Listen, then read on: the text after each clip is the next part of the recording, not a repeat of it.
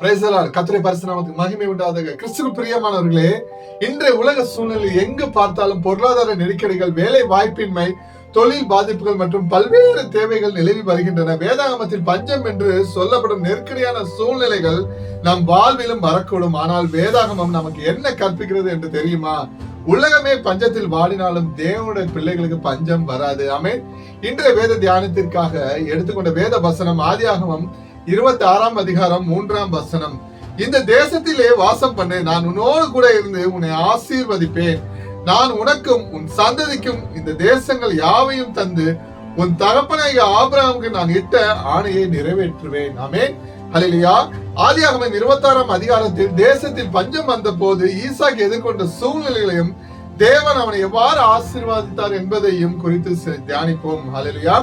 இவ்வசனத்திலிருந்து நாம் கற்றுக்கொள்ள வேண்டிய 4 முக்கியமான தலைப்புகளை இன்று தியானிப்போம். எனக்கு பிரியமானவர்கள், முதலாவது தேவனுடைய வார்த்தைக்கு கீழ்ப்படிதல். ஆதியாகமம் 26 அதிகாரம் 2 மற்றும் 3 வாசிக்கும் போது, அத்தேசத்திலே பஞ்சம் ஏற்பட்ட போது ஈசாக்கு எகிப்துக்கு செல்ல நினைத்தார். ஆனால் தேவன் அவரிடம், எகிப்துக்கு போகாதே, நான் உனக்கு சொல்லும் தேசத்திலே தங்கு என்று கூறி, இந்த தேசத்திலே தங்கு, நான் உன்னோடு இருந்து உன்னை ஆசீர்வதிப்பேன் என்று வாக்குறுதி அளிக்கிறார். நம் வாழ்வில் நெருக்கடிகள் ஏற்படும் போது உலகளாவிய தீர்வுகளை தேடி அவசரப்படுவதற்கு பதிலாக நாம் தேவனுடைய சித்தத்திற்கும் அவருடைய வார்த்தைக்கும் கீழ்ப்படிய வேண்டும். எனக்கு பிரியமானவர்களே, பஞ்சம் நிலவும் காலத்திலும் கூட நாம் தேவனுடைய வார்த்தை கீழ்ப்படியும் போது அவர் நம்மை ஆசீர்வதிக்க தொடங்குகிறார். ஹல்லேலூயா. இரண்டாவதாக தேவனுடைய பிரசனமும் வாக்குத்தத்தமும். தேவன் ஈசாக்கை நோக்கி, நான் உன்னோடு கூட இருந்து உன்னை ஆசீர்வதிப்பேன் என்கிறார். பஞ்ச காலத்திலும் கூட நாம் தாங்கி நிற்பது தேவனுடைய கிருபையே. உலகில் சூழ்நிலைகள் மாறலாம், மனிதர்கள் உதவிகள் கைவிடப்படலாம், ஆனாலும் நான் ஒருபோதும் உன்னை விட்டு விலகவும் மாட்டேன், உன்னை கைவிடவும் மாட்டேன் என்று வாக்களித்த தேவன் நம்மோடு இருக்கிறார். தேவனுடைய பிரசன்னம் குடியிருக்கும் இடத்தில் வறட்சியும் பஞ்சமும் ஆசீர்வாதமாக மாறும். ஹல்லேலூயா. மூன்றாவதாக பஞ்ச காலத்திலும் விதைத்தல். ஆதியாகமம் 26 அதிகாரம் 12 ஈசாக்கு அந்த தேசத்திலே விதை விதைத்தான். தேவன் அவனை ஆசீர்வதித்ததனால் அந்த வருஷத்திலே 100 மடங்கு பலனடைந்தான் என்று குறிப்பிடப்பட்டுள்ளது. பஞ்சம் இருக்கிறது என்று ஈசாக்கு சோர்ந்து உட்காரவில்லை, நம்பிக்கை இழக்காமல் விதைத்தான். நெருக்கடியான காலங்களிலும் நாம் சோர்வடையக்கூடாது. எனக்கு பிரியமானவர்களே, மாறாக தேவன் மீது நம்பிக்கையும் ஜெபம், தாராள மனப்பான்மை மற்றும் நற்செயலாகிய விதைகளை தொடர்ந்து விதைக்க வேண்டும். பஞ்ச காலத்திலும் கூட உண்மையுடன் விதைப்பவர்களுக்கு தேவன் 100 மடங்கு பலனை தருவார். ஆமென். கடைசியாக பெருகும் ஆசீர்வாதம். ஆதியாகமம் 26 அதிகாரம் 13 அவன் ஐஸ்வரனாகி பிழைத்து பெருகி மிகவும் பெரியவனானான் என்று குறிப்பிடப்பட்டுள்ளது.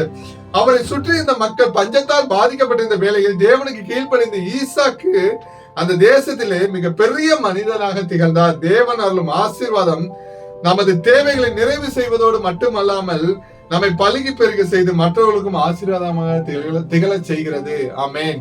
கிறிஸ்துவுக்குள் பிரியமானவர்களே, உங்கள் வாழ்வில் பொருளாதார நெருக்கடி, தொழில் முடக்கமா அல்லது நிறைவேறாத தேவைகளை நீங்கள் எதிர்கொண்டால் பயப்படாதிருங்கள்.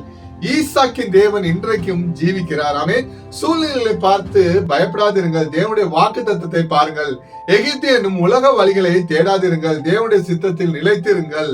கடைசியாக பஞ்ச காலத்திலும் கூட தேவன் மீது நம்பிக்கையுடன் தொடர்ந்து உழையுங்கள், விதையுங்கள். தேவன் உங்களோடு கூட இருந்து நீங்கள் பஞ்ச காலத்திலும் உங்களை 100 மடங்கு ஆசீர்வதித்து உங்களை உயர்த்த வல்லமை உள்ளவராய் இருக்கிறார். ஜெபிப்போமா. அன்பின் பிதாவே, பரலோக தேவனே, ஆண்டவரே, இந்த காணொலியை பார்த்து கொண்டிருக்கும் ஒவ்வொரு பிள்ளைகளுக்காக நாங்கள் ஜெபிக்கிறோம் ஐயா.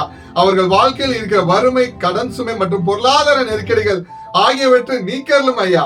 பஞ்ச காலத்தில் ஈசாக்கை ஆசீர்வதித்து அவருக்கு 100 மடங்கு அறுவடை தந்தது போலவே உம்முடைய பிள்ளைகளையும் நீர் ஆசீர்வதிப்பீராக. தேவனுடைய சமாதானம் ஆசீர்வாதம் அவர்கள் மீது தங்கி இருப்பதாக ஆண்டவரே இயேசுவின் நாமத்தினால் ஜெபிக்கிறோம். ஜீவன் நல்ல தகப்பனே. ஆமென். கிறிஸ்துவுக்குள் பிரியமானவர்களே, இந்த நற்செய்தி உங்களுக்கு ஆசீர்வாதமாக இருக்கும் என்று கிறிஸ்துவுக்குள் நான் விசுவாசிக்கிறேன். லைக் பண்ணுங்க, மற்றவங்களுக்கு ஷேர் பண்ணுங்க. இது போன்ற தேவ செய்தி நற்செய்திகளை தொடர்ந்து பெற எங்கள் சேனல்களை சப்ஸ்கிரைப் செய்து கொள்ளுங்கள். கர்த்தர் தாமே உங்களை ஆசீர்வதிப்பாராக. God bless you.